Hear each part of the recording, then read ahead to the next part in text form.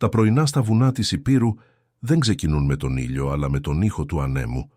Κατεβαίνει από τις παγωμένες κορυφές του Πίνδου, διασχίζοντας κοιλάδες και πευκοδάση, μεταφέροντας τη μυρωδιά της υγρής πέτρας, των φύλων και του καπνού από τα τζάκια στο Καλαρίτες. Είναι ο τύπος του ανέμου που δεν φυσάει απλώς μιλάει, και εκείνο το πρωί μιλούσε στον Δημήτρη Αναγνώστου. Η καλύβα του βρισκόταν απομονωμένη, μισή ώρα με τα πόδια από το πλησιέστερο χωριό. Ένα καταφύγιο φτιαγμένο από παλιό ξύλο και ακατέργαστη πέτρα, χτισμένο με τα ίδια του τα χέρια, σε ένα οικόπεδο όπου οι άγριες κατσίκες ήταν οι μόνες του γείτονες. Για τον Δημήτρη αυτό το μέρος ήταν κάτι περισσότερο από ένα σπίτι. Ήταν το σύνορο μεταξύ αυτού και του υπόλοιπου κόσμου. Από τη βεράντα παρατηρούσε την κοιλάδα που ήταν ακόμα καλυμμένη από ομίχλη. Κρατούσε μια κούπα ζεστό καφέ στα χοντρά του χέρια, με το πρόσωπό του σκληρημένο από το κρύο και τον καιρό. Τα μαλλιά του, που κάποτε ήταν σκούρα, τώρα ήταν διάσπαρτη με γκρίζα που λάμπουν κάτω από το αχνό φως του πρωινού.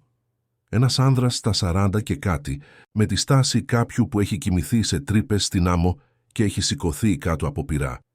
Είχε υπηρετήσει στις ειδικές δυνάμεις της Ελλάδας, στις ΛΟΚ, σε αποστολές που τον οδήγησαν μακριά, στο Αφγανιστάν, στο Σαχέλ, στην Κύπρο. Επέστρεψε σώος, αλλά με το αόρατο βάρος των πραγμάτων που δεν αφήνει στο πεδίο της μάχης. Τα πρώτα χρόνια προσπάθησε να ζήσει στην Αθήνα, μετά στα Ιωάννινα, αλλά οι γεμάτοι δρόμοι και ο ανθρώπινος θόρυβος του προκαλούσαν ένα είδος ζάλης. Τότε ανέβηκε στα βουνά και έμεινε εκεί. Εκεί, ανάμεσα σε βράχους και σιωπή, βρήκε ένα είδος γαλήνης που δεν χρειαζόταν λόγια. Στα πόδια του, ο Άρης, ένας ελληνικός πειμενικός σκύλος με γκρι και λευκό τρίχωμα, ανάσαινε ρυθμικά. 4 χρόνια πριν, ο Δημήτρης τον είχε βρει τραυματισμένο μετά τις πυρκαγιές στη μάτη. Μια σκιά σκύλου, καλυμμένος με κάπνα και φόβο. Τον φρόντισε σιωπηλά και το ζώο, με τον καιρό. Έμαθε να εμπιστεύεται. Τώρα ήταν 2 επιζώντες που δεν χρειαζόταν να εξηγήσουν τίποτα ο ένας στον άλλο. «Έλα, Άρης», είπε ο Δημήτρης σηκώνοντας αργά. «Είναι καλή μέρα για περπάτημα». Ο σκύλος σηκώθηκε αμέσως, κουνώντας το σώμα του και κοιτάζοντας τον ιδιοκτήτη του με εκείνα τα μελή χρώματος μάτια που φαινόταν να καταλαβαίνουν τα πάντα. Η ρουτίνα ήταν πάντα η ίδια. Να ελέγχει τις παγίδες, να κυνηγάει κάποιο κουνέλι, να περπατάει. Ένα τελετουργικό περισσότερο πνευματικό παρά σωματικό, γιατί η μοναξιά για να μην μετατραπεί σε τρέλα χρειάζεται δομή. Ο Δημήτρης φόρεσε το χοντρό μάλινο μπουφάν του, έδεσε τις μπότες του και πήρε το παλιό αλλά αξιόπιστο κυνηγετικό του όπλο. Η επαφή του μετάλλου στα χέρια του τον ηρεμούσε πάντα, όχι λόγω του όπλου καθ' αυτό, αλλά λόγω του ελέγχου. Στο πεδίο της μάχης, η απώλεια του ελέγχου σήμαινε θάνατο. Ακόμα και μόνος το σώμα του εξακολουθούσε να υπακούει στη στρατιωτική πειθαρχία. Ξεκίνησαν προς το δάσος. Ο δρόμος, στενός και ανώμαλος, συνέχιζε ανάμεσα σε υγρά κορμούς και τον συνεχή ήχο του νερού που κατέβαινε από τις πέτρες. Ο προηγούμενος χειμώνας ήταν βαρύς και το ξεπάγωμα είχε κάνει το έδαφος μαλακό. Ο Άρης προχωρούσε μπροστά, μυρίζοντας το έδαφος και τους ανέμους. Ο Δημήτρης τον ακολουθούσε, προσεκτικός, διαβάζοντας αόρατα σημάδια, ίχνη, σημάδια, σιωπές. Κάθε βήμα φαινόταν να τον οδηγεί πιο βαθιά σε ένα μέρος όπου ο χρόνος δεν είχε βάρος. Το μεσημέρι, ο ήλιος μόλις που κατάφερνε να διαπεράσει τις κορυφές των δέντρων. Σταμάτησαν δίπλα σε ένα ριάκι. Ο Δημήτρης γονάτισε, γέμισε το παγούρι του και ήπιε αργά, παρατηρώντας το παραμορφωμένο είδωλο του προσώπου του στο νερό. Είδε εκεί έναν άντρα πολύ κουρασμένο για να είναι γέρος. Ο Άρης πλησίασε, ξάπλωσε δίπλα του και ακουμπήσε το κεφάλι του στα πόδια του. Για μια στιγμή όλα ήταν απλά, ο ήχος του νερού, ο άνεμος, η ζέστη του ήλιου. Και τότε ο σκύλος σηκώθηκε. Χωρίς προειδοποίηση, ο Άρης άρχισε να μυρίζει έντονα, με τα αυτιά όρθια και όλο το σώμα του τεντωμένο. Έβγαλε ένα χαμηλό σχεδόν αθόρυβο γρίλισμα. Ο Δημήτρης σήκωσε το τουφέκι του ενστικτωδώς. Κοίταξε προς την κατεύθυνση που κοιτούσε ο σκύλος, ένα πιο σκοτεινό, πυκνό τμήμα του δάσους, όπου το έδαφος άρχιζε να κατεβαίνει απότομα. «Τι συμβαίνει, φίλε?» ψιθύρισε. Ο Άρης δεν απάντησε, αλλά έκανε 2 βήματα μπροστά, κοίταξε πίσω και γάβγισε 1 φορά. Μετά άρχισε να κατεβαίνει το ρέμα, αγνοώντας την κλίση του ιδιοκτήτη του. Ο Δημήτρης ένιωσε το στομάχι του να σφίγγεται. Το είδος του προαίσθημα που νιώθεις πριν από το χάος. Ακολούθησε το σκυλί. Η κατάβαση ήταν επικίνδυνη, καλυμμένη με βρύα και χαλαρά πέτρες. Κάθε βήμα έπρεπε να υπολογίζεται. Η μυρωδιά της υγρασίας και της σκουριάς γινόταν πιο έντονη όσο προχωρούσαν. Τότε, ανάμεσα στα κλαδιά, ο Δημήτρης είδε πρώτα μια μεταλλική λάμψη, μετά μια τεράστια, γεωμετρική σκιά καλυμμένη με αμπέλια. Η σκηνή που αποκαλύφθηκε μπροστά του έμοιαζε ευγαλμένη από εφιάλτη. Στο βάθος του φαραγγιού βρισκόταν το στριμωγμένο σώμα ενός στρατιωτικού ελικοπτέρου. Το σκάφος ήταν καλυμμένο από δεκαετίες διάβρωσης, ρίζες και σκουριά. Οι στριμωγμένες έλικες έμοιαζαν με σπασμένα χέρια που προσπαθούσαν να ξεφύγουν από τη γη. Καμία ελληνική σημαία. Κανένα ορατό σύμβολο. Μόνο σιωπή και εγκατάλειψη. Ο Δημήτρης έμεινε ακίνητος. Η καρδιά του χτυπούσε αργά και βαριά. Πλησίασε προσεκτικά, ακουμπώντας το χέρι του στο κρύο σκάφος. Ένα λεπτομέρεια τον έκανε να κρατήσει την αναπνοή του. Ο συριακός αριθμός, σχεδόν σβησμένος, ήταν ξένος. Αγγλικός. Τι έκανε ένα ξένο πολεμικό ελικόπτερο χαμένο στα βουνά της Ηπείρου? Ο Άρης περιφερόταν γύρω από τα συντρίμμια, μυρίζοντας και γαυγίζοντας χαμηλά. Ο ήχος αντιχούσε σιγανά, σαν ακόμα και το δάσος να φοβόταν να απαντήσει. Με το τουφέκι στον ώμο, ο Δημήτρης έσκυψε πάνω από τα απομεινάρια του πιλωτηρίου. Το τζάμι ήταν σπασμένο. Στο κάθισμα του πιλότου, σκελετωμένο, ένα σώμα φορούσε ακόμα τη ζώνη ασφαλείας. Η στολή, ξεθοριασμένη και σκισμένη, άφηνε να φανεί ένα παράξενο έμβλημα, όχι ελληνικό, αλλά σαφώς στρατιωτικό.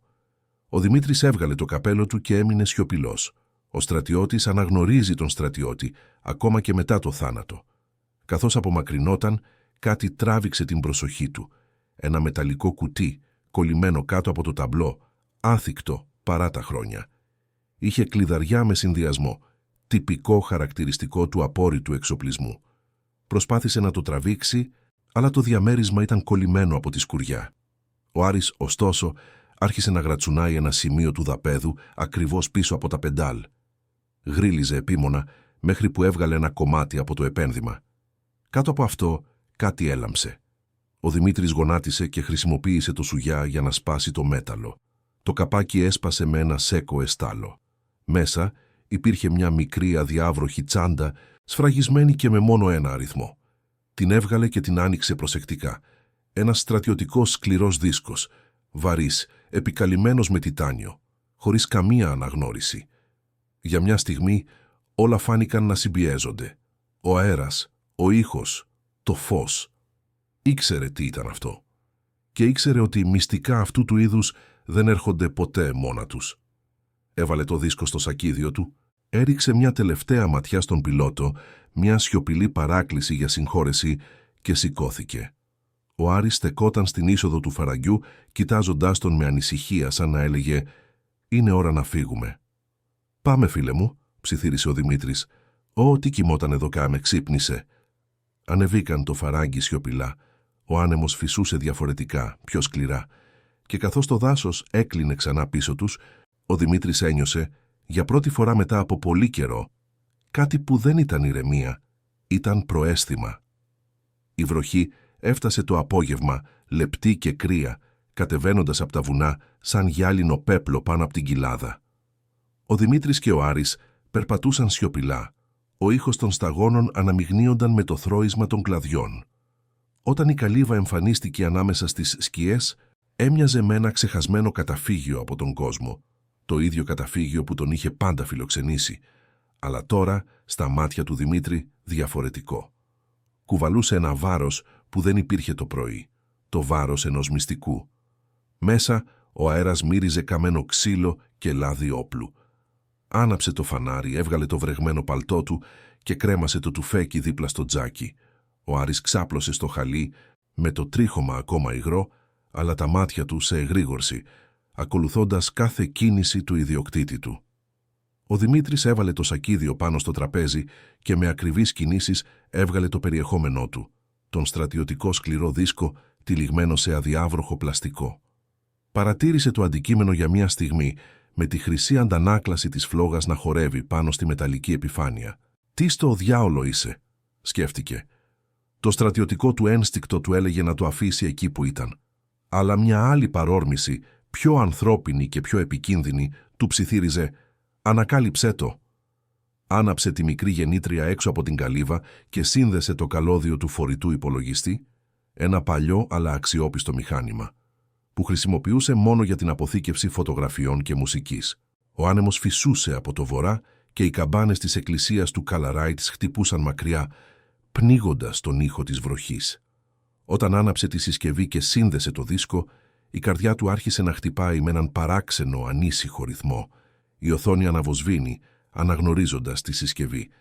Ένα στρατιωτικό σύμβολο εμφανίστηκε για ένα δευτερόλεπτο, ένα ασπίδα χωρίς χώρα, χωρίς σημαία, και αμέσως μετά το αίτημα για κωδικό πρόσβασης. Η διεπαφή ήταν εξελιγμένη, αλλά όχι αμερικανική. Ο Δημήτρης σύρριξε τα φρύδια του. Πληκτρολόγησε μερικές διαισθητικές συνδυασμούς, ημερομηνίες, ελληνικούς στρατιωτικούς κωδικούς, μέχρι που συνειδητοποίησε ότι δεν ήταν ένα συμβατικό σύστημα. Ήταν κρυπτογράφηση ηλεκτρονικής άμυνας, του τύπου που χρησιμοποιούν οι ξένες ειδικές δυνάμεις. Η περιέργεια έδωσε τη θέση της στην ένταση. Αν εκείνο το ελικόπτερο είχε πέσει σε ελληνικό έδαφος και εκείνος ο δίσκος ανήκε σε ξένη δύναμη, αυτό είχε σοβαρές συνέπειες. Πολύ σοβαρές. «Αυτό είναι πρόβλημα, Νάρης», είπε χαμηλόφωνα.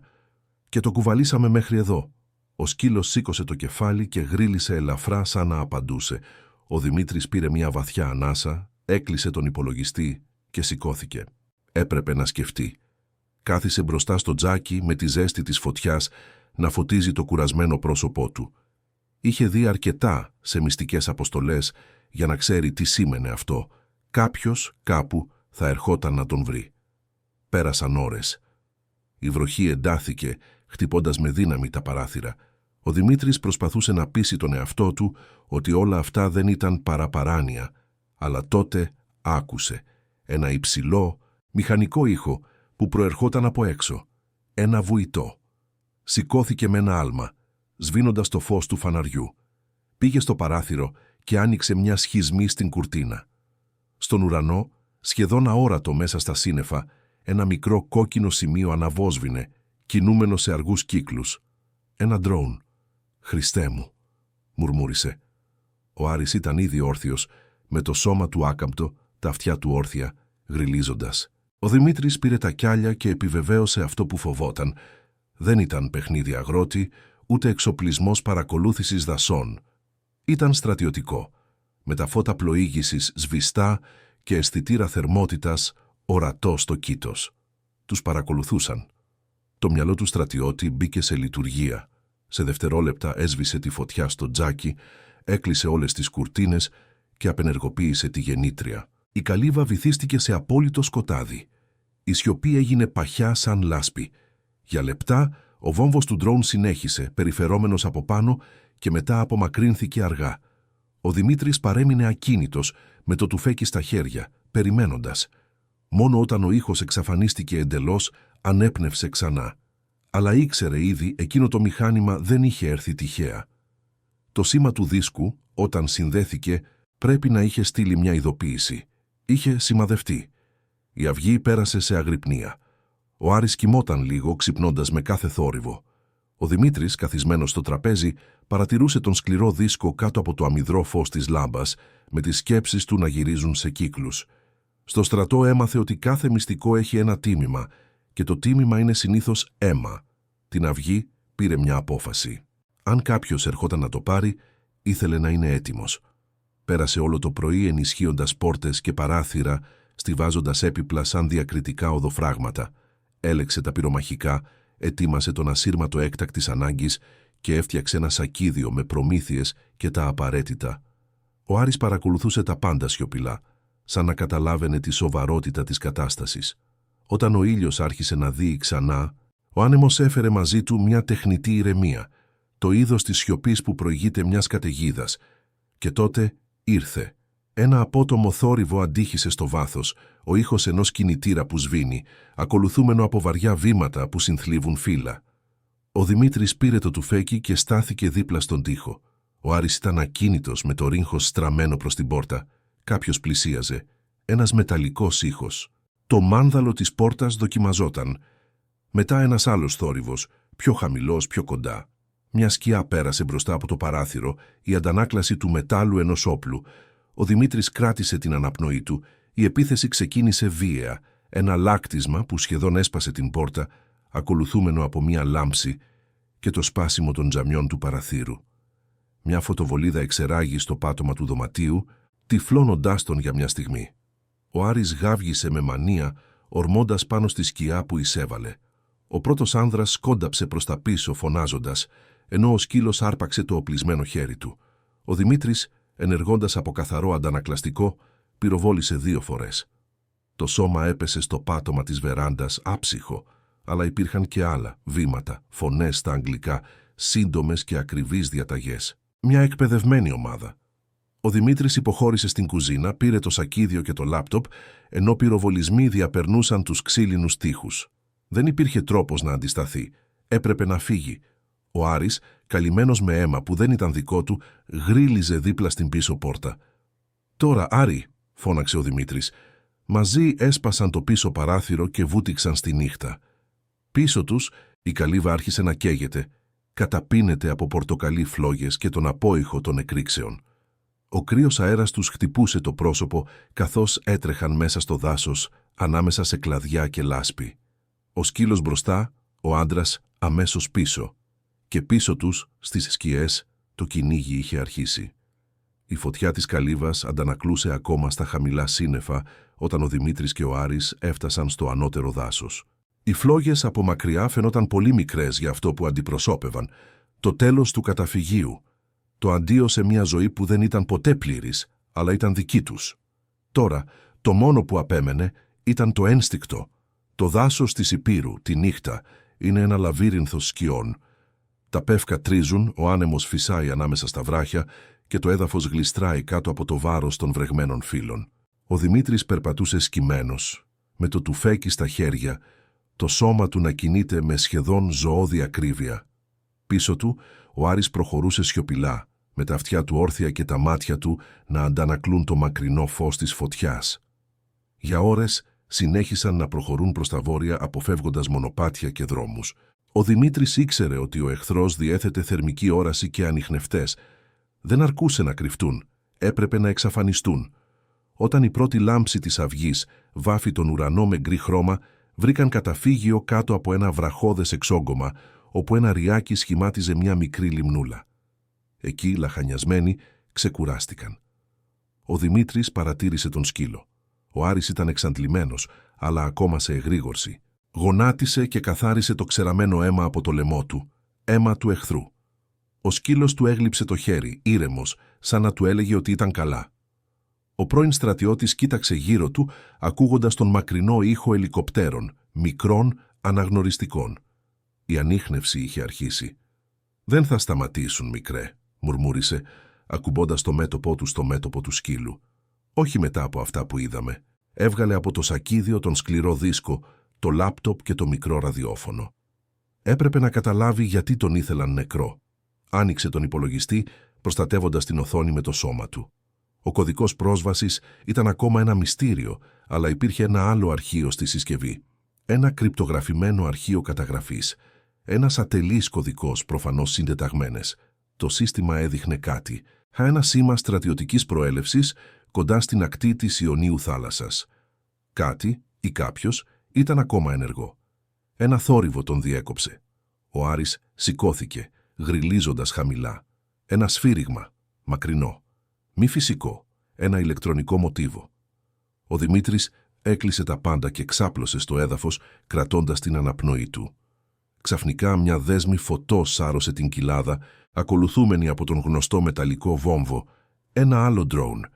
Αυτό ήταν μικρότερο, γρήγορο, με πράσινα φώτα κάτω από το κήτος. Πέρασε πάνω από τις κορυφές των δέντρων, περιγράφοντας αργούς κύκλους. Έψαχνε για ανθρώπινη θερμότητα.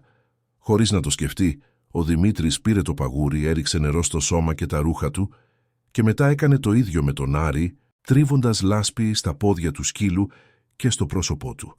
Η κρύα λάσπη θα έσβηνε μέρος της θερμικής υπογραφής. Το ντρόουν παρέμεινε για 1 λεπτό πάνω από τις πέτρες πάνω από τους δύο. Μετά απομακρύνθηκε. Ο Δημήτρης περίμενε να σβήσει εντελώς ο ήχος πριν κινηθεί. Ήξερε ότι αν είχαν drones θα είχαν και άντρες στο έδαφος και σύντομα. Περπάτησαν για άλλη 1 ώρα μέχρι που βρήκαν μια παλιά εγκαταλελειμμένη καλύβα βοσκού κοντά σε ένα ξέφωτο. Η οροφή είχε καταρρεύσει εν μέρη, αλλά το υπόγειο ήταν ακόμα άθικτο. Μπήκαν μέσα. Το φως διεισδύει από τις ρογμές σαν λεπτές λεπίδες. Ο χώρος μύριζε παλιό σανό και σκουριά. Ο Δημήτρης κάθισε, ακουμπώντας την πλάτη του στον κρύο τοίχο. Έβγαλε τον χάρτη από την τσέπη του. Θολές γραμμές, χωματόδρομοι, καμπύλες ποταμών. Το σημείο που σηματοδοτούσε ο κωδικός του δίσκου, μια Αμερική συντεταγμένη, βρισκόταν κοντά στα Ιωάννινα, σε απόσταση 20 χιλιόμετρων. Αν ήταν ένα διοικητήριο, έπρεπε να φτάσουν εκεί πριν από αυτούς. Αλλά ο ήχος των κινητήρων ήρθε πριν από την απόφαση. Έξω τα λάστιχα έσπασαν το χαλίκι. 3 οχήματα, φορτηγάκια, από τον ήχο. Σταμάτησαν περίπου 100 μέτρα μακριά. Ο Δημήτρης κράτησε την αναπνοή του και κοίταξε από μια σχισμή. Είδε σκιές οπλισμένων ανδρών, σκούρα ρούχα, επικοινωνία μέσω ασυρμάτου. Δεν ήταν Έλληνες αστυνομικοί. Κινούσαν σε σχηματισμό. Πήρε το τουφέκι, έκανε νόημα στον Άρη να ξαπλώσει και περίμενε.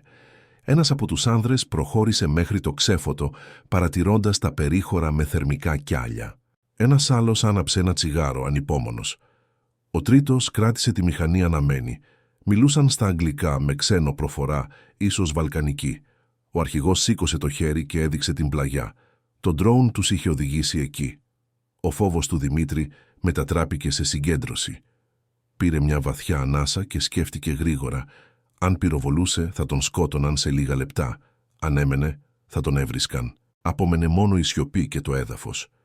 Σιγά σιγά άρχισε να αφαιρεί τις χαλαρές σανίδες από το βάθος του κελάριου, αποκαλύπτοντας μία παλιά έξοδο, ένα στενό τούνελ που χρησιμοποιούνταν για την αποθήκευση κρασιού το χειμώνα. Έσπρωξε πρώτα τον Άρη.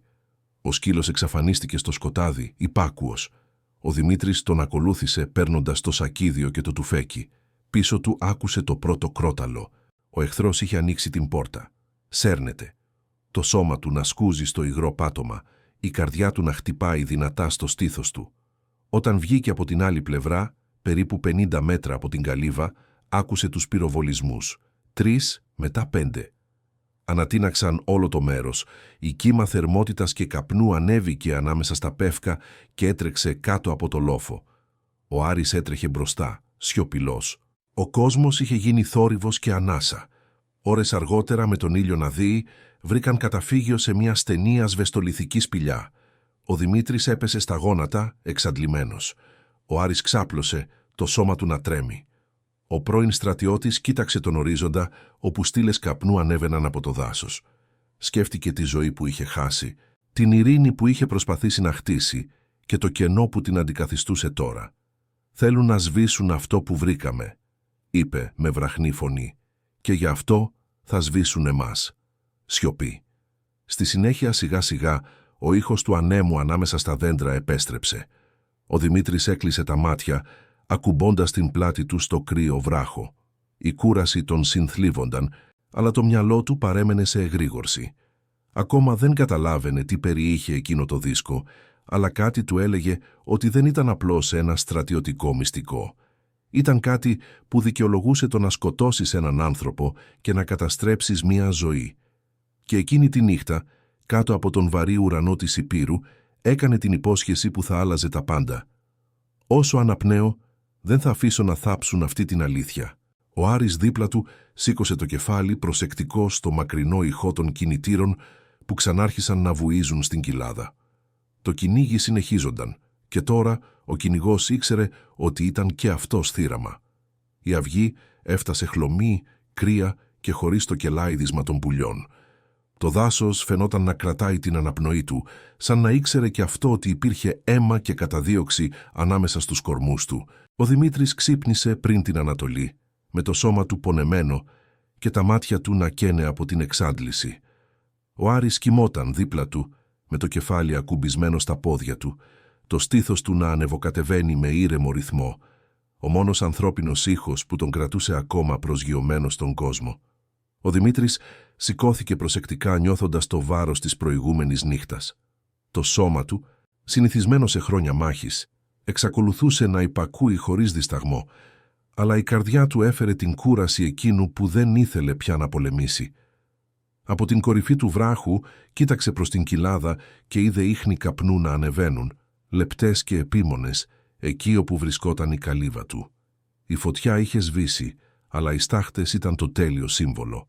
Το παρελθόν είχε γίνει σκόνη. Έβαλε το λάπτοπ, τον σκληρό δίσκο και τα λίγα τρόφιμα που είχαν απομείνει στο σακίδιο του. Το ραδιόφωνο έβγαζε παράσιτα, λαμβάνοντας μακρινά θορύβους, κωδικοποιημένες μεταδόσεις ίσως. Ο εχθρός δεν είχε υποχωρήσει. Αναστέναξε. «Πάμε, Άρης».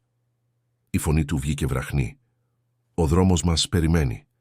Κατέβηκαν την κοιλάδα από τη δυτική πλαγιά, αποφεύγοντας τις κύριες διαδρομές. Το σχέδιο ήταν απλό. Να ακολουθήσουν τις μερικές συντεταγμένες που ήταν καταγεγραμμένες στο δίσκο, οι οποίες έδειχναν κάτι κοντά στα Ιωάννινα, στην καρδιά της Ηπείρου. Αλλά τίποτα σε αυτά τα βουνά δεν ήταν απλό.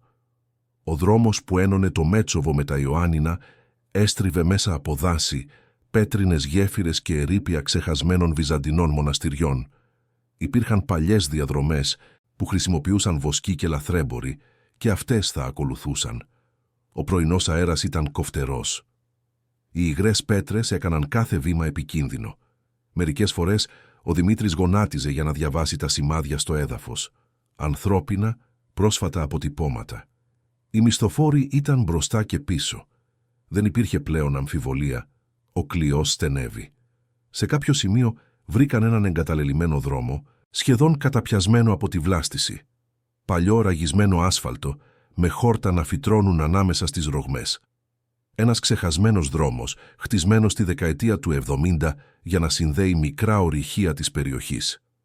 Οι ντόπιοι έλεγαν ότι είχε κλείσει μετά από κατολισθήσεις, αλλά ο Δημήτρης τον έβλεπε ως έναν ασφαλή διάδρομο, στενό αόρατο στους σύγχρονους χάρτες.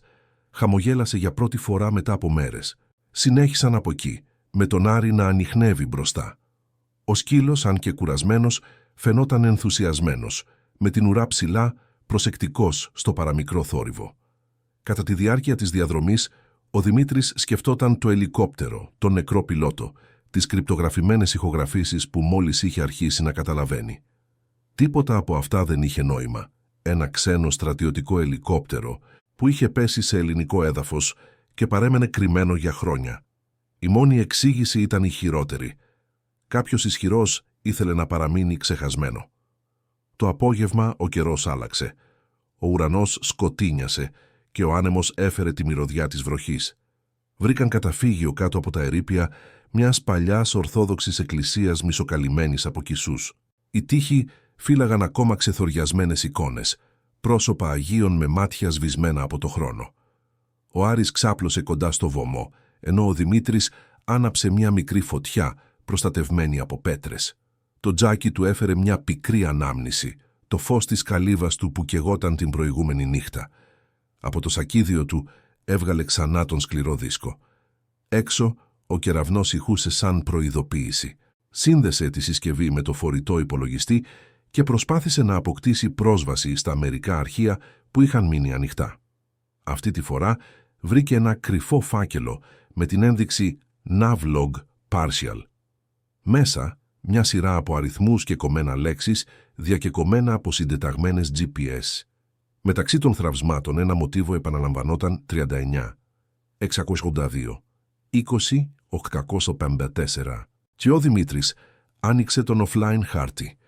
Το σημείο βρισκόταν κοντά σε ένα βράχο πάνω από τη λίμνη Παμβωτίδα, στα περίχωρα των Ιωαννίνων. «Εκεί θα πάμε, Άρης», ψιθύρισε. Ξαφνικά ο σκύλος σήκωσε το κεφάλι, τα αυτιά του όρθια, το βλέμμα του καρφωμένο στο σκοτάδι του δάσους. Ένα χαμηλό και σταθερό θόρυβο ερχόταν από τον νότο. Κινητήρες. Πολλοί. Ο Δημήτρης έσβησε τη φωτιά με μια κλωτσιά και σκύψε με το τουφέκι έτοιμο. Ο ήχος γινόταν όλο και πιο δυνατός. Φορτηγάκια, φωνές. Τα φώτα των προβολέων έκοβαν τη λεπτή βροχή, σαρώνοντας τα ερείπια. Είχαν ακολουθήσει και αυτοί τον ξεχασμένο δρόμο. Η αδρεναλίνη πλημμύρισε το σώμα του. Πήρε το σακίδιο και σφύριξε χαμηλά. Ο Άρης έτρεξε προς την αντίθετη κατεύθυνση. «Γρήγορα, αγόρι μου, γρήγορα», μουρμούρισε, καθώς έσπευδαν να περάσουν από έναν πλαϊνό διάδρομο της εκκλησίας. Ο πρώτος πυροβολισμός αντίχησε σαν βροντί. Μια σφαίρα έσπασε μέρος του τοίχου, σκορπίζοντας θραύσματα και σοβά. Ο Δημήτρης κύλησε πίσω από μια κολόνα. Ο Άρης έτρεξε προς τα πίσω, γρυλίζοντας. Άλλος ένας πυροβολισμός. Η μυρωδιά της πυρίτιδας γέμισε τον αέρα. Ήταν 3, ίσως 4. Ήταν οπλισμένοι με υποπολιβόλα και φορούσαν εξοπλισμό νυχτερινής όρασης. Ο Δημήτρης περίμενε τη στιγμή που ο κεραυνός φώτισε το εσωτερικό και πυροβόλησε μία φορά. Ένα σώμα έπεσε. Ο δεύτερος μισθοφόρος φώναξε κάτι στα αγγλικά και έτρεξε προς τα πλάγια. Ο Δημήτρης κινήθηκε από την αντίθετη πλευρά, χρησιμοποιώντας την ηχό της βροχής για να τους μπερδέψει. Ο σκύλος επιτέθηκε από πίσω, αθόρυβα, αρπάζοντας το πόδι του εχθρού. Η κραυγή του πνίγηκε από τον τελευταίο πυροβολισμό. Σιωπή. Η καταιγίδα μενόταν πάνω από τα βουνά. Ο Δημήτρης, λαχανιασμένος, καθάρισε το αίμα από το χέρι του και πήρε μια μικρή τσάντα από το σώμα του αρχηγού. Μέσα υπήρχε ένας πομπός, μια συσκευή ανίχνευσης θερμικού σήματος, συγχρονισμένη με drones. «Ώστε έτσι μας βρίσκουν», μουρμούρισε. Πέταξε τη συσκευή στη φωτιά, η οποία έσβησε σε δευτερόλεπτα. Έπρεπε να φύγουν πριν έρθουν άλλοι. Η βροχή εντυνόταν, μετατρέποντας το μονοπάτι σε λάσπη. Ο ξεχασμένος δρόμος είχε γίνει ένα σκοτεινό ποτάμι. Παρόλα αυτά, συνέχισαν ο άντρας και ο σκύλος, 2 σιλουέτες μέσα στη νύχτα. Ο Δημήτρης δεν ένιωθε φόβο, μόνο το βάρος μιας βεβαιότητας. Όσο πιο βαθιά πήγαινε, τόσο περισσότερο το παρελθόν που είχε προσπαθήσει να θάψει ξαναζωντάνευε.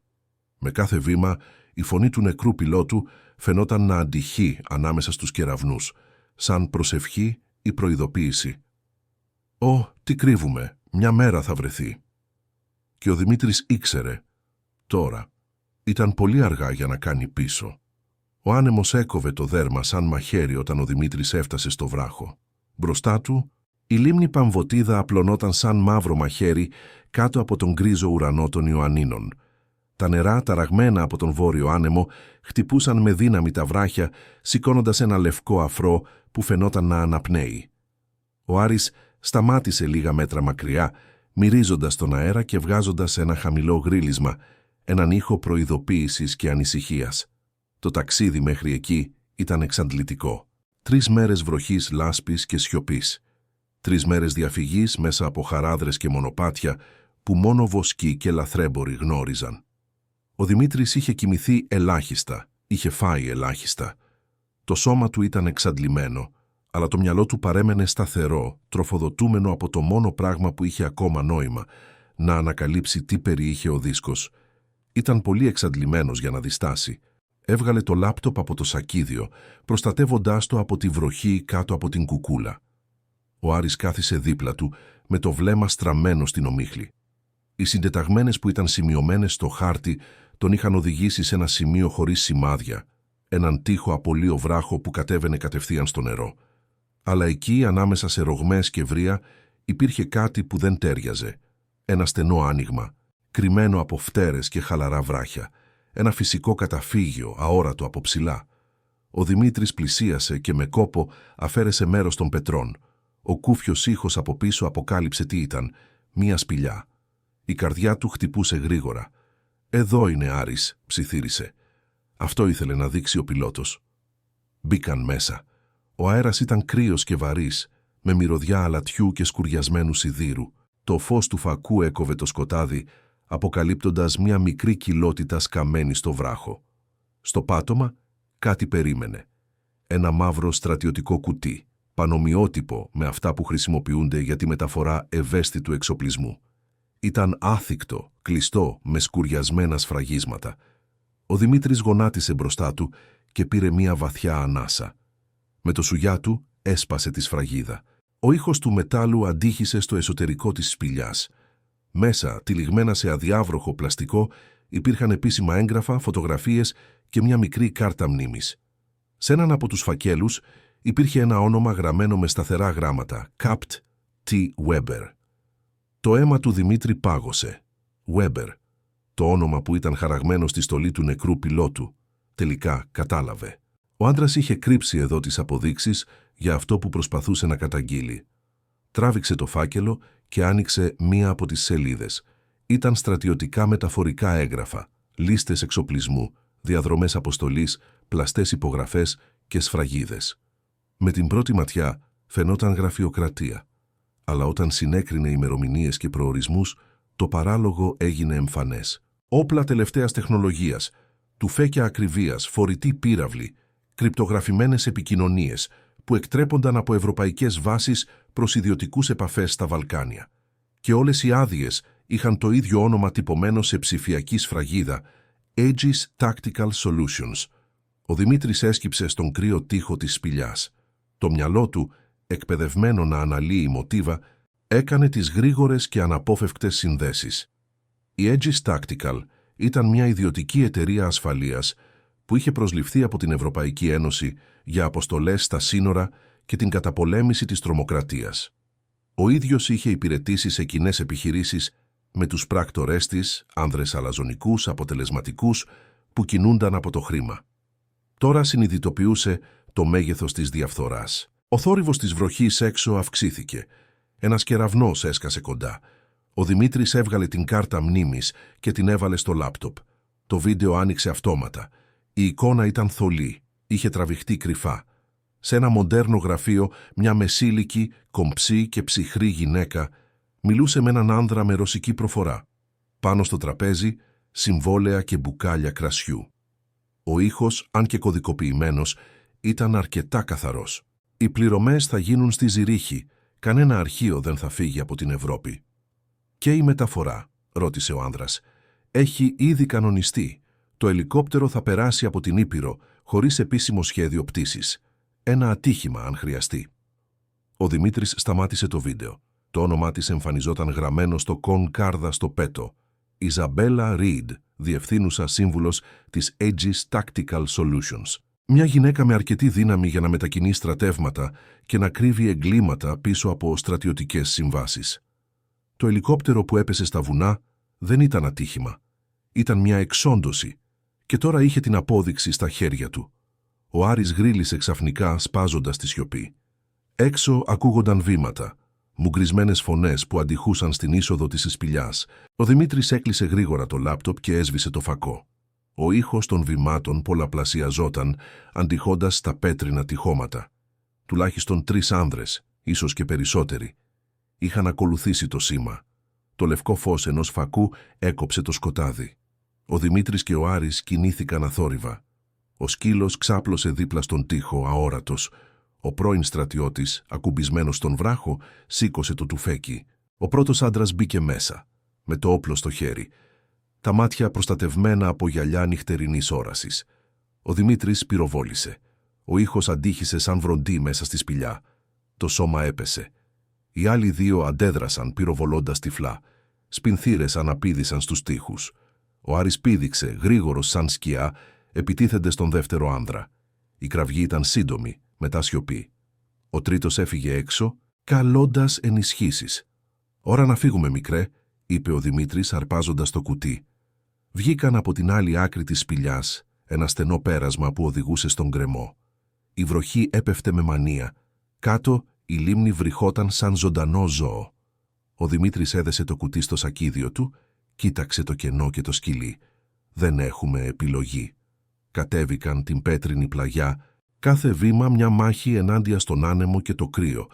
Οι σφαίρες ξανάρχισαν να σφυρίζουν, αναπηδώντας στα βράχια. Μια σφαίρα τον χτύπησε στον ώμο, καίγοντας το δέρμα του.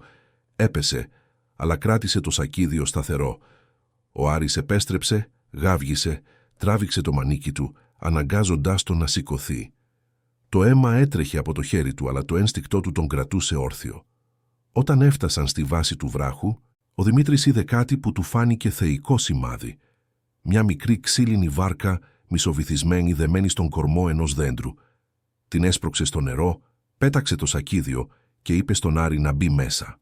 Πίσω τους τα φώτα πλησίαζαν ξανά. Η βάρκα ταλαντεύτηκε, σχεδόν αναποδογυρίζοντας.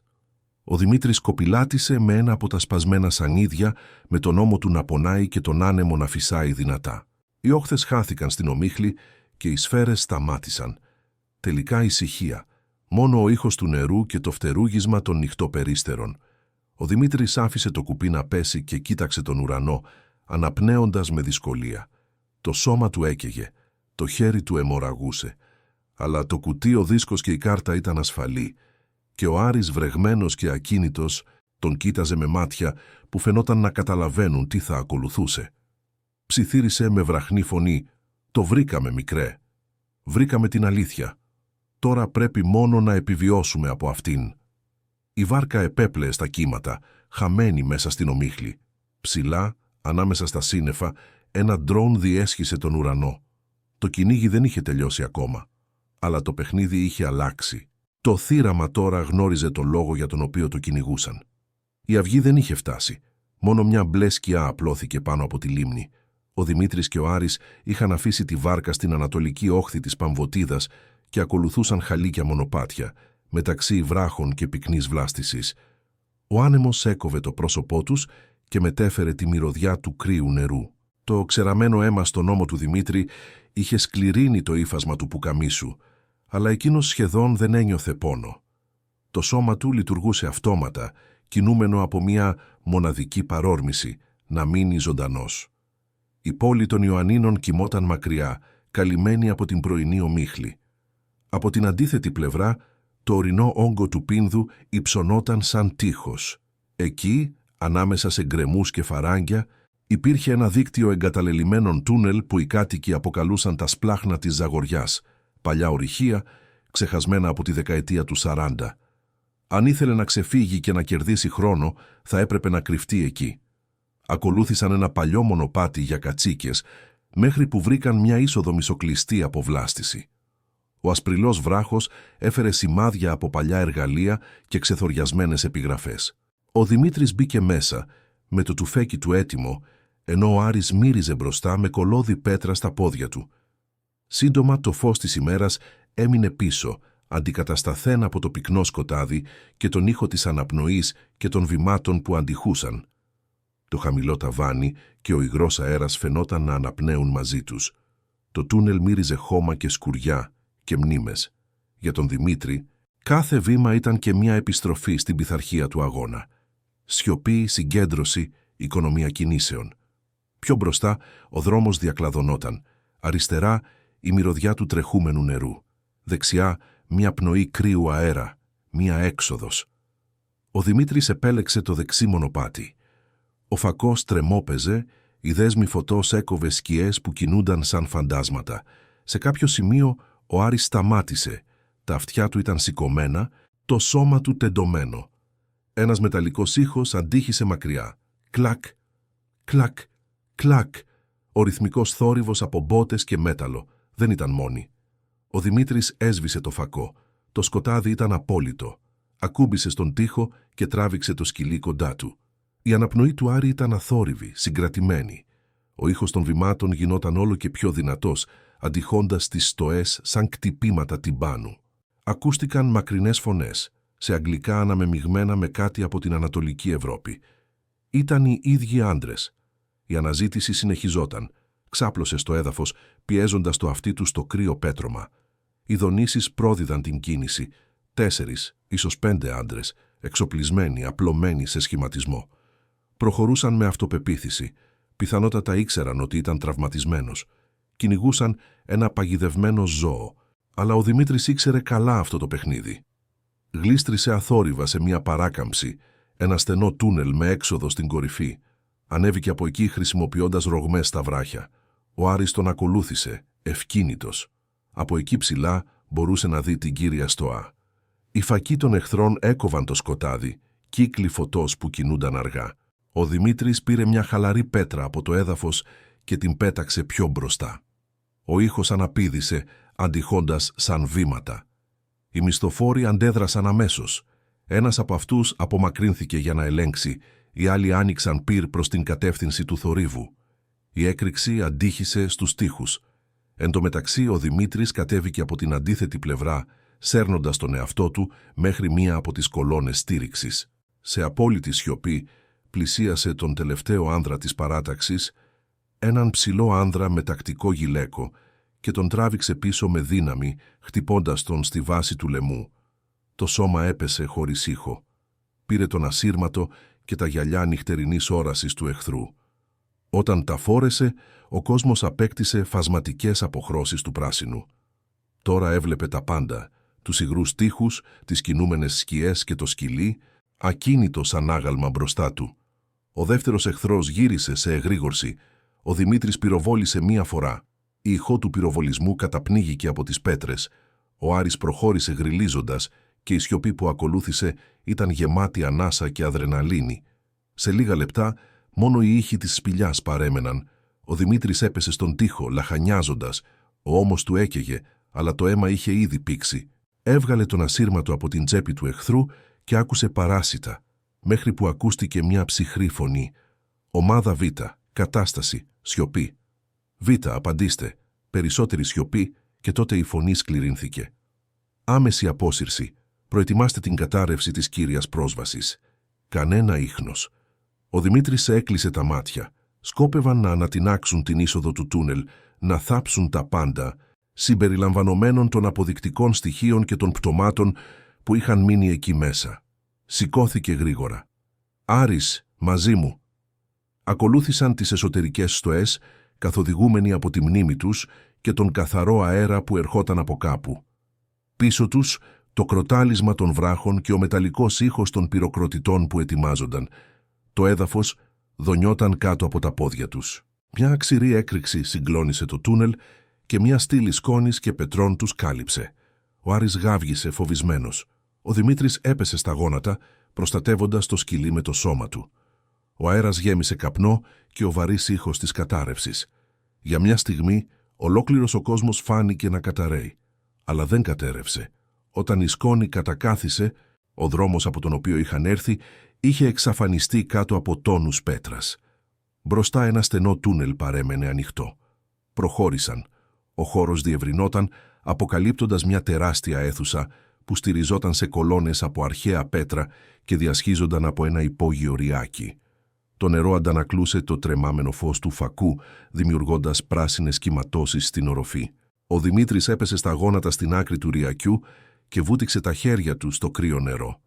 Έπλυνε το πρόσωπό του και το τραύμα του, ενώ ο Άρης έπινε γρήγορα. «Είμαστε ακόμα ζωντανοί, αγόρι μου», μουρμούρισε με ένα κουρασμένο χαμόγελο. «Και αυτό πρέπει να τους ενοχλεί». Στη γωνία της αίθουσας κάτι έλαμψε. Ένα σύμβολο χαραγμένο στο βράχο, ένας ορθόδοξος σταυρός περιτριγυρισμένος από αρχαία γράμματα και από κάτω του μια σχεδόν σβησμένη επιγραφή «Widow's Maw». Ο Δημήτρης ένιωσε το στομάχι του να ανακατεύεται. Θυμόταν αυτό το όνομα. Ήταν γραμμένο στην τελευταία σελίδα του γράμματος του πιλότου που είχε βρει δίπλα στο κουτί. Το στόμα της χήρας ήταν το κωδικό όνομα ενός παλιού συστήματος διαδρόμων διαφυγής που είχε κατασκευαστεί από τους Γερμανούς κατά τη διάρκεια της κατοχής. Σύμφωνα με το γράμμα, εκεί βρισκόταν το επόμενο βήμα, το δορυφορικό τηλέφωνο και τα στοιχεία επικοινωνίας του δημοσιογράφου που ο πιλότος είχε εμπιστευτεί. Ξαφνικά μια ακτίνα ελπίδας. Με το τουφέκι στην πλάτη και το σακίδιο σφιχτά κολλημένο στο σώμα του, ο Δημήτρης σηκώθηκε και κοίταξε το σκοτάδι μπροστά του. Ο τούνελ συνέχιζε προς τα βόρεια, σαν μια μαύρη φλέβα που διέσχιζε το βουνό. Κοίταξε τον Άρη, που τον παρατηρούσε με σταθερό βλέμμα, το ρίγχος του βρεγμένο από το νερό. «Θα τον βρούμε, φίλε μου», είπε, «πριν ξανακλείσουν το έδαφος πάνω μας». Και συνέχισαν, δύο σιλουέτες μέσα στο ημίφος, καθοδηγούμενες από ένα μακρινό φως και μια παλιά υπόσχεση. Όσο ανέπνεαν, η αλήθεια δεν θα θάβονταν. Ο υπόγειος άνεμος γκρίνιαζε σαν πνεύμα παγιδευμένο ανάμεσα στα βράχια. Ο Δημήτρης περπατούσε σκυμμένος, με το τουφέκι έτοιμο, την αναπνοή του να πνίγεται από τον μακρινό ήχο του νερού που στάλαζε από τις θόλους του τούνελ. Ο αέρας μύριζε σκουριασμένο σίδερο και παλιά μούχλα, την ανάσα ενός μέρους που δεν είχε δει φως για δεκαετίες. Ο Άρης τον ακολουθούσε από κοντά, προσεκτικός, μυρίζοντας κάθε γωνία σαν το ίδιο το σκοτάδι να είχε μυρωδιά. Είχαν γλιτώσει από την κατάρρευση ως εκ θαύματος. Αλλά δεν ήταν μόνοι.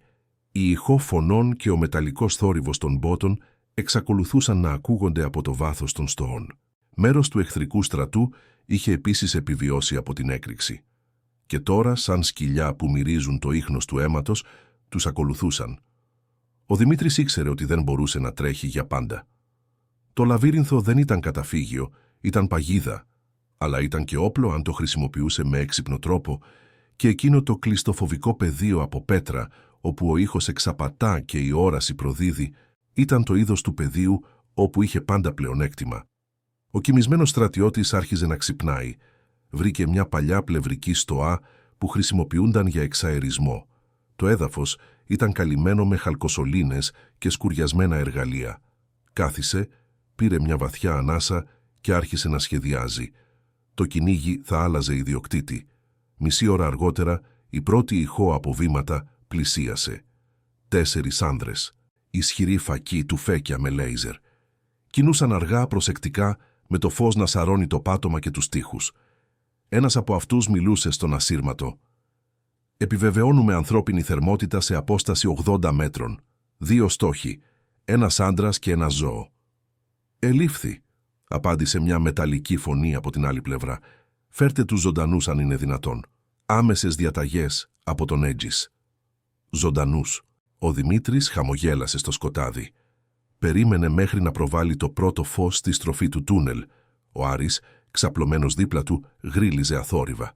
Όταν οι άνδρες πέρασαν από το στενό τούνελ, ο Δημήτρης πέταξε έναν παλιό πυροκροτητή νάρκης, έναν σκουριασμένο κύλινδρο αυτοσχέδιο, με πυρίτιδα και πετρέλαιο ντίζελ.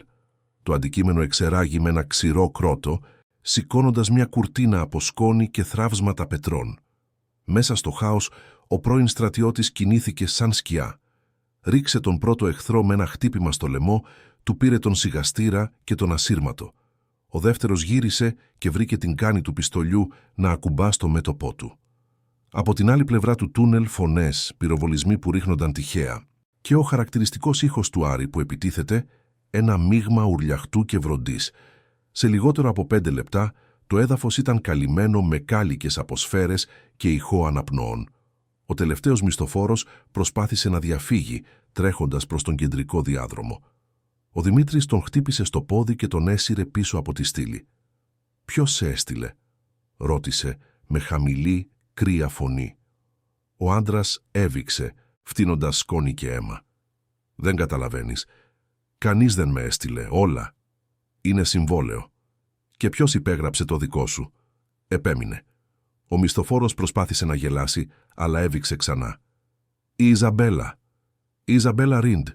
Η γυναίκα από την κόλαση. Πού είναι?» «Στις Βρυξέλλες. Αλλά εσύ?» Λάχανε με το βλέμμα του να γυαλίζει. «Είσαι ήδη νεκρός και δεν το ξέρεις».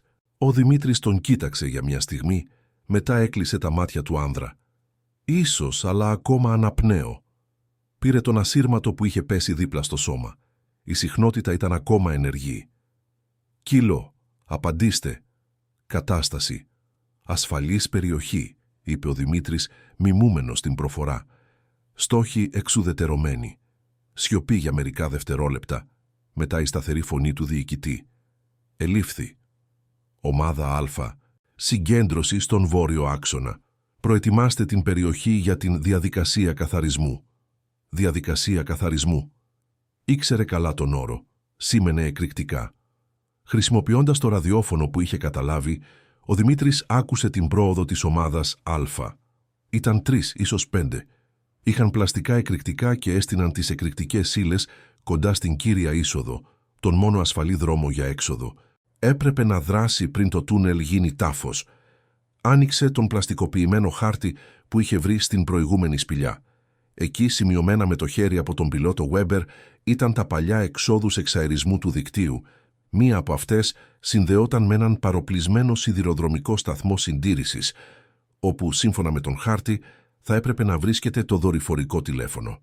Η έξοδος περνούσε ακριβώς από τον τομέα όπου ο εχθρός έστεινε τις εκρηκτικές ύλες. Τύχη ή πεπρωμένο. Ίσως και τα δύο. Ο Δημήτρης ετοιμάστηκε. Πήρε τον εξοπλισμό του νεκρού εχθρού, γυλαίκο, πυρομαχικά, γυαλιά νυχτερινής όρασης. Έβαλε τον ασύρματο στον ώμο του και σφύριξε χαμηλά. Ο Άρης εμφανίστηκε με το ρίγχος του λερωμένο από σκόνη, τα μάτια του να λάμπουν. «Τώρα, εμείς κυνηγάμε». Διέσχισαν την κεντρική στοά με την ψυχρότητα ενός φαντάσματος. Ο Δημήτρης κινούνταν από σκιά σε σκιά, καθοδηγούμενος από το σκυλί. Κάθε θόρυβος, κάθε δόνηση στο βράχο ήταν ένας ζωντανός χάρτης που σχεδιάζονταν στο μυαλό του. Περίπου 30 μέτρα μπροστά, το φως από τα κράνη των εχθρών έκοβε τον αέρα. Ο ήχος των εργαλείων προδίδε την βιαστική εργασία με τους πυροκροτητές. Περίμενε την κατάλληλη στιγμή. Ο Άρης εξαφανίστηκε στις σκιές. Ένα δευτερόλεπτο μετά το γάβγισμα ξέσπασε πίσω από τους εχθρούς. Ένας από αυτούς γύρισε, πυροβολώντας στο κενό. Εκείνη τη στιγμή ο Δημήτρης προχώρησε από το πλάι και πυροβόλησε 2 φορές. 2 σώματα έπεσαν. Οι άλλοι αντέδρασαν, αλλά η σύγχυση ήταν απόλυτη. Η ηχό των πυροβολισμών αντιχούσε, μπερδεύοντας τις κατευθύνσεις. Ένας από τους άνδρες έφυγε από τον πλαϊνό διάδρομο. Ο Δημήτρης τον ακολούθησε αθόρυβα και τον ευνηδίασε στη διασταύρωση των στοών. Όταν το σώμα έπεσε, ο ασύρματος εξακολουθούσε να μεταδίδει. «Αλφα», απάντηση. «Η περιοχή είναι ασφαλής», απάντησε και πάλι με την προφορά. Η διαδικασία ολοκληρώθηκε. «Επιβεβαιώστε καθαρότητα σε 5 λεπτά. 5 λεπτά για να εκραγεί η κόλαση». Έτρεξε προς τα φορτία και άρχισε να αφοπλίζει όσα μπορούσε. Ο υδρότας έτρεχε αναμειγνύοντας με τη σκόνη. Κάθε καλώδιο ήταν ένας κίνδυνος. Ενώ έτρεχε, άκουσε το ξηρό κρόταγμα της ηλεκτρονικής σκανδάλης που ενεργοποιούσε την αντίστροφη μέτρηση. Δεν υπήρχε πλέον χρόνος. «Άρης, τρέξε», φώναξε. Όλο το τούνελ έτρεμε. Το φως της έκρηξης φωτίζει τους τοίχους σαν αστραπή. Ο Δημήτρης και ο σκύλος εξφενδονίστηκαν στο έδαφος, καταπίνεστε από τον καπνό και τον θόρυβο. Για δευτερόλεπτα όλα ήταν θόρυβος και σκοτάδι. Όταν συνήλθε, ο αέρας ήταν πυκνός, άπνοτος. Είχε αίμα στο στόμα και σκόνη στους πνεύμονες. Ο φακός ήταν σπασμένος, αλλά τα νυχτερινά γυαλιά λειτουργούσαν ακόμα. Μπροστά, ανάμεσα σε πέτρινους όγκους και σκουριασμένα ράγα, είδε μια στρεβλωμένη μεταλλική κατασκευή, τον υπόγειο σταθμό Widows Mo. Είχε φτάσει. Στη γωνία του δωματίου, καλυμμένο με σκόνη και σκουριά, βρισκόταν ένα κουτί με παλιά εργαλεία. Μέσα σε αυτό, τυλιγμένο σε πλαστικό ύφασμα, βρισκόταν το δορυφορικό τηλέφωνο που αναφερόταν στο γράμμα. Η καρδιά του Δημήτρη χτυπούσε δυνατά. Πήρε τη συσκευή και την άνοιξε. Η μπλε οθόνη αναβοσβήνει, αναζητώντας σήμα. Όταν τελικά συνδέθηκε, πληκτρολόγησε τον αριθμό που ήταν γραμμένο στο σημείωμα του Weber. +30 2310 713. Η γραμμή χτύπησε 3 φορές. Τότε μια βραχνή και καχύποπτη φωνή απάντησε «Ποιος είναι? Ονομάζομαι Δημήτρης Αναγνώστου. Έχω αυτό που ο καπετάνιος Weber πέθανε προσπαθώντας να προστατεύσει». Σιωπή. «Θεέ μου, νόμιζα ότι ήταν μύθος. Δεν είναι. Και έρχονται». Από την άλλη πλευρά, η φωνή έγινε πιο επίγουσα. «Κρατήστε τη θέση σας. Θα σας στείλω τις συντεταγμένες και ευχαριστώ που δεν τον αφήσατε να πεθάνει μάταια». Η σύνδεση διακόπηκε. Ο Δημήτρης κατέβασε το τηλέφωνο και κοίταξε τον Άρη. Ο σκύλος στεκόταν όρθιος, εξαντλημένος, αλλά ζωντανός. «Ακούς, μικρέ», είπε, με ένα σύντομο χαμόγελο να εμφανίζεται. «Το κυνήγι άλλαξε. Τώρα είναι η σειρά μας». Πάνω από τους, η μακρινή ηχό των ελικοπτέρων άρχιζε ήδη να αντυχεί στους τοίχους. Ο εχθρός δεν το ήξερε ακόμα, αλλά το βουνό ανήκε στον Δημήτρη τώρα. Ο πόλεμος είχε ξαναρχίσει και αυτή τη φορά ο κυνηγός ήταν αυτός. Η αυγή ήταν πυκνή, κρύα και υγρή μέσα στο βουνό. Ο ήχος της κατάρρευσης ακόμα αντιχούσε μακριά, αλλά ο Δημήτρης ήξερε ότι οι επιζώντες της Έτζης δεν θα υποχωρούσαν. Ήταν τραυματισμένοι, εξαγριωμένοι και περισσότερο από ποτέ απελπισμένοι να καταστρέψουν αυτό που κουβαλούσε. Το δορυφορικό τηλέφωνο έτρεμε στα χέρια του, η οθόνη εκπέμποντας ένα μπλε φως που έμοιαζε με φάρο μέσα στο σκοτάδι του ορυχείου.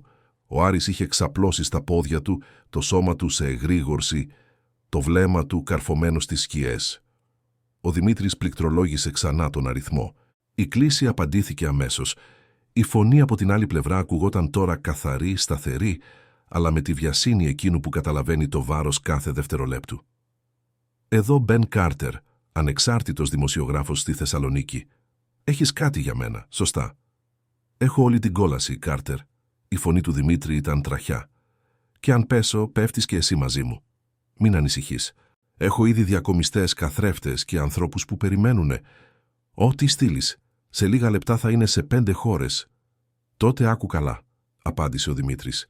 Το όνομα είναι Aegis Tactical Solutions και το πρόσωπο είναι η Ιζαμπέλα Ριντ. Από την άλλη άκρη της γραμμής άρχισε να ακούγεται ο ήχος του πληκτρολογίου. «Ακούω», συνέχισε. Ο Δημήτρης άνοιξε το σακίδιο και άνοιξε το λάπτοπ. Ο σκληρός δίσκος, καλυμμένος με σκόνη και λάσπη, λειτουργούσε ακόμα.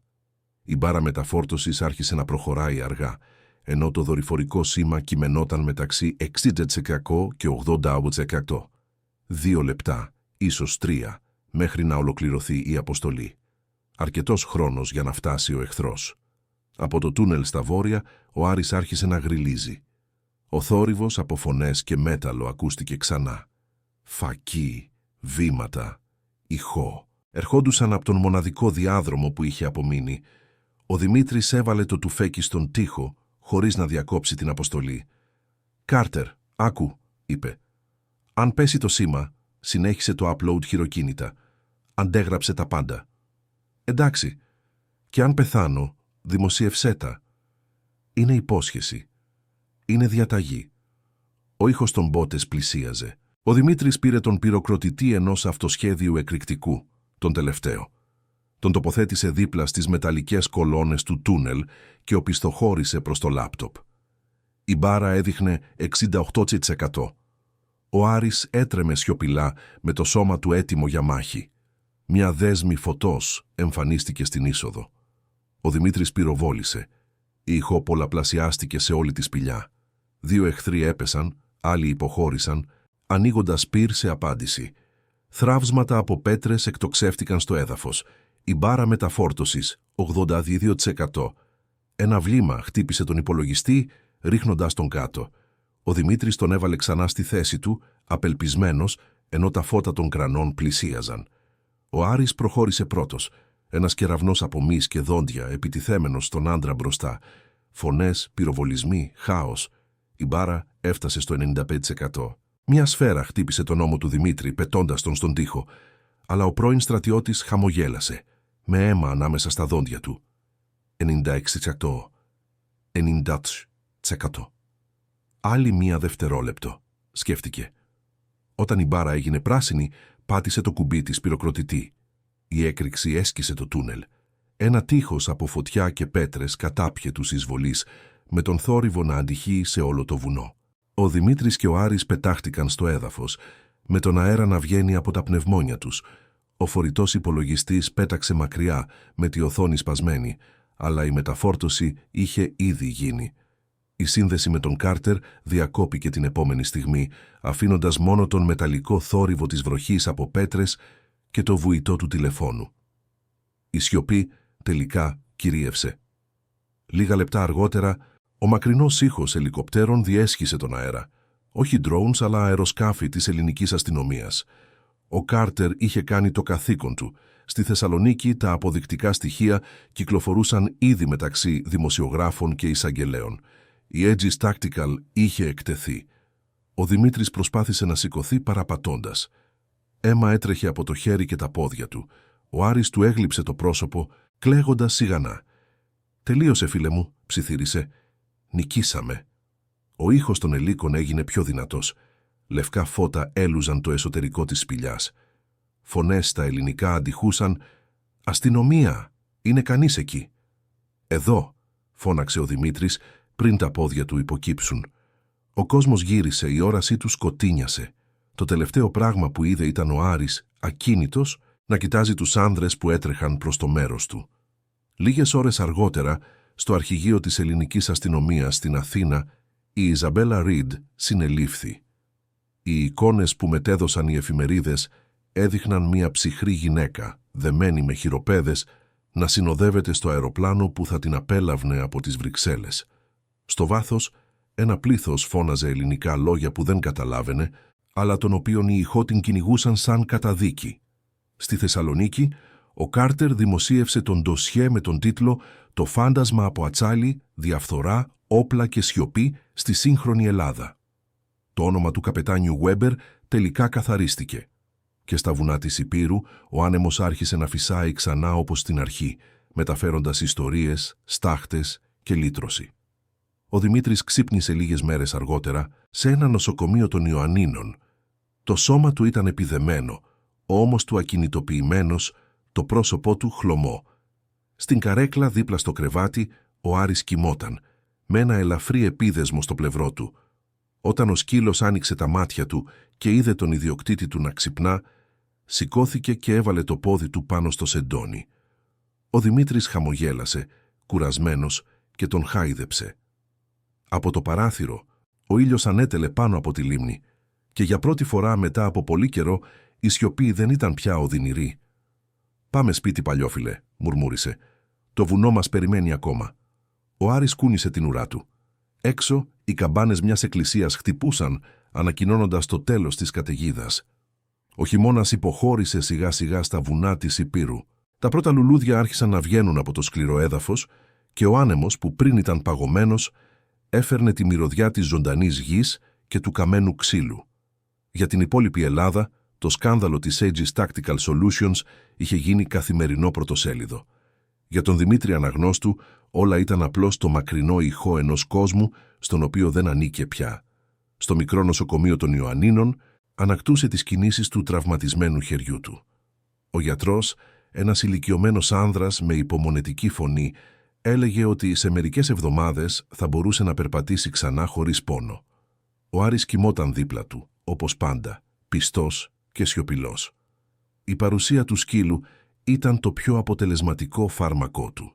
Στην τηλεόραση του δωματίου, οι ειδήσεις επαναλαμβάνονταν σαν σφύρι. Η ρεπόρτερ μιλούσε μπροστά από το κοινοβούλιο στην Αθήνα, με το μικρόφωνο να τρέμει στον άνεμο. Και σε μια νέα ανατροπή, η Ευρωπαϊκή Εισαγγελία επιβεβαίωσε τη σύλληψη της Ιζαμπέλα Ριντ, εκτελεστικής διευθύντριας της Aegis Tactical, που κατηγορείται για διακίνηση όπλων, διακρατική διαφθορά και δολοφονία. Το υλικό που συγκέντρωσε ο δημοσιογράφος Μπέντζαμιν Κάρτερ αποκάλυψε μυστικές συμβάσεις που αφορούσαν μέλη του Ελληνικού Κοινοβουλίου και την παράνομη εξαγωγή όπλων μέσω της Ηπείρου. Η Ελλάδα απαιτεί τώρα διεθνή έρευνα. Οι επόμενες εικόνες έδειχναν αρχεία, ελικόπτερα, κυβότια με πυρομαχικά, έγγραφα με πλαστά σφραγίδια, όλα όσα είχε δει ο Δημήτρης στα έγκατα του βουνού. Η διαφορά είναι ότι τώρα το έβλεπε και ολόκληρος ο κόσμος. Έκλεισε την τηλεόραση, κοίταξε έξω από το παράθυρο με το βλέμμα χαμένο στον ομιχλώδη ορίζοντα. Δεν ένιωθε θρίαμβο, μόνο μία βαθιά κούραση. Η αλήθεια, όταν τελικά βγαίνει στην επιφάνεια, δεν φέρνει δόξα. Φέρνει μόνο σιωπή. 2 μέρες μετά ο Μπέντζαμιν Κάρτερ έφτασε στο νοσοκομείο, φορούσε ένα βαρύ παλτό, είχε αξίριστο πρόσωπο και τα μάτια του έδειχναν ένα μείγμα ευγνωμοσύνης και ενοχής. Έφερε μαζί του ένα παχύ χαρτοφύλακα και είχε την έκφραση κάποιου που είχε διασχίσει τη χώρα χωρίς να κοιμηθεί. «Είσαι πιο δύσκολο να σε βρω από έναν στρατηγό σε πόλεμο», είπε μπαίνοντας στο δωμάτιο. Ο Δημήτρης σήκωσε τα μάτια του και χαμογέλασε διακριτικά. «Δεν είμαι άνθρωπος που απολαμβάνει τα χειροκροτήματα. Θα έπρεπε να είσαι». Ο Κάρτερ έβαλε τον φάκελο πάνω στο τραπέζι. «Όλα όσα έφερες έσωσαν ζωές. Υπάρχουν άνθρωποι που έχουν συλληφθεί στη Βρυξέλλες, στην Αθήνα, το Βερολίνο». Ο πλοίαρχος Γουέμπερ αναγνωρίστηκε επίσημα ως πληροφοριοδότης. «Και εσύ?» Ο δημοσιογράφος έκανε μια παύση. «Λοιπόν, εσύ δεν εμφανίζεσαι πουθενά. Ούτε καν μεταξύ των γραμμών. Έτσι είναι καλύτερα». Ο Δημήτρης κοίταξε ξανά το παράθυρο. «Η χώρα δεν χρειάζεται ήρωες, χρειάζεται ντροπή». Ο Κάρτερ κούνησε αργά το κεφάλι. «Και τι θα κάνεις τώρα?» «Θα γυρίσω εκεί που μιλάει ο άνεμος. Το βουνό μου έμαθε όλα όσα πρέπει να ξέρω. Μόνος. Ποτέ ξανά μόνος». Κοίταξε τον Άρη που τον παρακολουθούσε προσεκτικά. «Έχω αρκετή παρέα». Ο Κάρτερ χαμογέλασε, του έσφιξε δυνατά το χέρι και έφυγε χωρίς άλλες ερωτήσεις. Στην πόρτα γύρισε μόνο για να πει «Αν κάποια μέρα θελήσεις να πεις όλη την ιστορία, ξέρεις πού να με βρεις». Ο Δημήτρης δεν απάντησε. Απλώς σήκωσε το χέρι του για να τον αποχαιρετήσει. Μερικές εβδομάδες αργότερα έφυγε από το νοσοκομείο. Έφυγε νωρίς το πρωί, πριν ανατείλει ο ήλιος. Ο δρόμος που ανέβαινε προς το Μέτσοβο ήταν καλυμμένος με δροσιά και ο παλιός κινητήρας του φορτηγού βύχαινε σαν κουρασμένο ζώο. Ο Άρης, καθισμένος στο κάθισμα του συνοδηγού, κοίταζε το τοπίο με το ίδιο προσεκτικό βλέμμα όπως πάντα. Ο κόσμος φαινόταν πάλι καθαρός. Στο ραδιόφωνο μια τελευταία είδηση. Η ελληνική κυβέρνηση ανακοίνωσε σήμερα μια ειδική ομάδα για να διερευνήσει στρατιωτικές συμβάσεις που υπογράφηκαν τα τελευταία 10 χρόνια. Η υπόθεση Aegis άλλαξε για πάντα την αμυντική πολιτική της χώρας. Το όνομα του πληροφοριοδότη που παρέδωσε τα έγγραφα παραμένει άγνωστο. Ο Δημήτρης έκλεισε το ραδιόφωνο. Η σιωπή των βουνών τον περιέβαλε ξανά. Χαμογέλασε. Όταν έφτασε στα ερείπια της παλιάς καλύβας, βρήκε μόνο πέτρες και στάχτες καλυμμένες με βρύα. Εκεί έχτισε ένα νέο καταφύγιο, μικρότερο, πιο στερεό, με παράθυρα που έβλεπαν προς την κοιλάδα. Με κάθε χτύπημα του σφυριού ένιωθε πιο ελαφρύς, σαν να ξαναχτίζει άλλα ένα πεπρωμένο. Στο τέλος του απογεύματος κάθισε στη βεράντα με το τουφέκι ακουμπισμένο στον τοίχο και μία κούπα ζεστό καφέ στα χέρια του. Ο ήλιος έδιε πίσω από τις κορυφές, χρωματίζοντας ολόκληρη την κοιλάδα με χρυσό χρώμα. Ο Άρης ξάπλωσε στα πόδια του, γαλήνιος, με το ρίγχος ακουμπισμένο στα πόδια του. Ο Δημήτρης κοίταξε τον ορίζοντα και σκέφτηκε τον Γουέμπερ, τον Κάρτερ, όλους όσους είχαν πεθάνει χωρίς να δουν δικαιοσύνη. Ίσως ο κόσμος να μην τους θυμόταν ποτέ, αλλά αυτός θα τους θυμόταν. Και αυτό ήταν αρκετό. Ο άνεμος φύσηξε ανάμεσα στα δέντρα, φέρνοντας τον μακρινό ήχο των καμπάνων μιας εκκλησίας των Καλαριτών. Ο Δημήτρης έκλεισε τα μάτια. Για πρώτη φορά μετά από πολύ καιρό δεν ένιωθε φόβο. Το βουνό ήταν ήσυχο. Και αυτός επίσης. Την επόμενη μέρα ένα ανώνυμο γράμμα έφτασε στο γραφείο του Μπέντζαμιν Κάρτερ στη Θεσσαλονίκη. Μέσα υπήρχε μόνο μία παλιά φωτογραφία. Ο Δημήτρης και ο Άρης μπροστά από την ανακαινισμένη καλύβα και ένα σύντομο σημείωμα, γραμμένο με σταθερή γραφή. «Η αλήθεια δεν μου ανήκει. Ανήκει σε όσους είχαν το θάρρος να την ακούσουν». Ο Κάρτερ χαμογέλασε. Έβαλε τη φωτογραφία στον τοίχο δίπλα στις επικεφαλίδες που ο ίδιος είχε γράψει και άναψε ένα τσιγάρο. Έξω, ο θόρυβος της θάλασσας αναμειγνύονταν με τον θόρυβο των εφημερίδων που τυπώνονταν. Στο βουνό, ο ήλιος έδιε ξανά. Ο Δημήτρης παρατηρούσε τον ουρανό να γίνεται πορτοκαλί πάνω από το πίνδο. Ο Άρης έτρεχε ανάμεσα στα δέντρα, ελεύθερος, σαν ο κόσμος να μην είχε γνωρίσει ποτέ τον πόλεμο.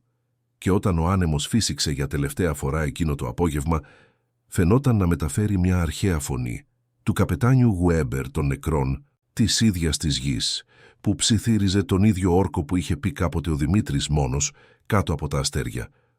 «Όσο αναπνέουμε, η αλήθεια δεν θα θαυτεί».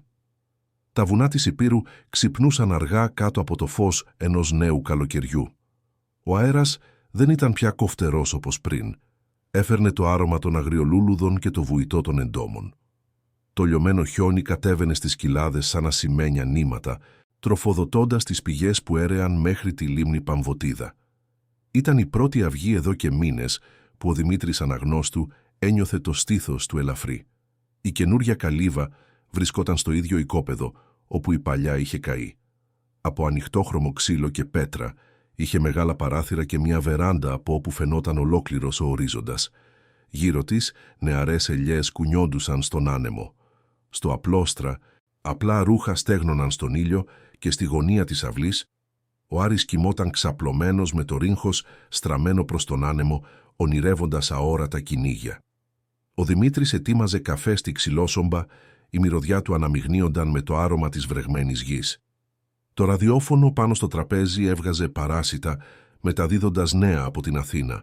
Η δίκη της Βρετανίδας επιχειρηματία Ιζαμπέλα Ριντ και των άλλων 13 κατηγορουμένων για το σκάνδαλο Aegis Tactical ξεκίνησε σήμερα υπό αυστηρά μέτρα ασφαλείας στην ελληνική πρωτεύουσα. Ο εισαγγελέας Νίκος Σταυριανός δήλωσε ότι η υπόθεση συμβολίζει το τέλος της ατιμωρησίας στις σχέσεις μεταξύ πολιτικής και στρατιωτικής εξουσίας στην Ελλάδα. Ο Δημήτρης έκλεισε το ραδιόφωνο πριν η δημοσιογράφος τελειώσει. Δεν χρειαζόταν να ακούσει περισσότερα. Η δικαιοσύνη επιτέλους είχε όνομα και ακολουθούσε την πορεία της χωρίς να χρειάζεται το δικό του. Πήρε την κούπα και βγήκε στη βεράντα. Ο ήλιος ανέτελε αργά πίσω από τα βουνά, ρίχνοντας ένα χρυσό φως στις στέγες του Μέτσου, κάτω. Οι τζιτζίκια τραγουδούσαν και ο άνεμος μετέφερε τον μακρινό ήχο των καμπάνων της εκκλησίας. Ο ίδιος ήχος που τον συνόδευε όταν έφευγε, τραυματισμένος, από τα φαράγγια. Τώρα ακουγόταν σαν ευλογία. Ο Άρης σηκώθηκε, ήρθε κοντά του και έβαλε το ρίγχος του στο πόδι του. Ο Δημήτρης έσκυψε και του χάιδεψε το κεφάλι. «Τελείωσε, αγόρι μου. Τελείωσε πραγματικά». Ο σκύλος του έγλειψε το χέρι και κάθισε δίπλα του, κοιτάζοντας την κοιλάδα σαν να καταλάβαινε κι αυτός. Για μια στιγμή, ο Δημήτρης άφησε το μυαλό του να γυρίσει πίσω στο χρόνο, το δάσος που καιγόταν, το κρυμμένο ελικόπτερο, το πτώμα του πιλότου. Όλα όσα είχαν συμβεί φαινόταν σαν όνειρο, αλλά ένα όνειρο από το οποίο ξυπνάς με πραγματικά σημάδια. Είχε δει το χειρότερο της ανθρωπότητας, αλλά και αυτό που είχε απομείνει αγνό σε αυτήν. Στην τσέπη του φύλαγε ένα μικρό, ήδη τσαλακωμένο φάκελο. Μέσα ένα γράμμα που του είχε στείλει ο Μπέντζαμιν Κάρτερ. «Η Ελλάδα σας ευγνωμονεί χωρίς να το ξέρει. Η σιωπή σας έκανε περισσότερο θόρυβο από 1000 ομιλίες. Ο Γουέμπερ θα ήταν περήφανος για σας». Ο Δημήτρης διάβασε αυτές τις γραμμές για τελευταία φορά πριν τις ξανακλείσει. Ο καπετάνιος Γουέμπερ ήταν το φάντασμα που τον είχε οδηγήσει, ένας νεκρός στρατιώτης που του είχε δώσει ξανά νόημα στη ζωή. Στο βουνό οι δύο είχαν συναντηθεί, ο ένας ζωντανός, ο άλλος απόντος, και μαζί είχαν αποκαταστήσει κάτι που ο χρόνος είχε σχεδόν σβήσει. Την αξιοπρέπεια. Στο τέλος του απογεύματος, ο Δημήτρης περπάτησε μέχρι το νεκροταφείο των Καλαριτών. Ανάμεσα σε κυπαρίσια και παλιά τάφη ξεχώριζε μια καινούρια ταφόπλακα. Πάνω της έγραφε μόνο «Κάπταν T. Weber». Πέθανε σε ελληνικό έδαφος, 2018. Η αλήθεια είναι αυτό που μας κρατά ζωντανούς. Άφησε πάνω στο μάρμαρο μια μικρή λευκή πέτρα από τη λίμνη Παμβοτίδα, ελληνικό σύμβολο της εκπληρωμένης υπόσχεσης. Έμεινε σιωπηλός για λίγα δευτερόλεπτα, μετά κοίταξε τον ουρανό. Τα σύννεφα άνοιγαν σε αποχρώσεις του χαλκού και ένα γεράκι πετούσε ψηλά, ελεύθερο. «Αναπαύσου εν ειρήνη, σύντροφε», είπε σιγανά. «Η φωνή σου δεν πήγε χαμένη». Ο Άρης γάβγισε, σπάζοντας τη σιωπή.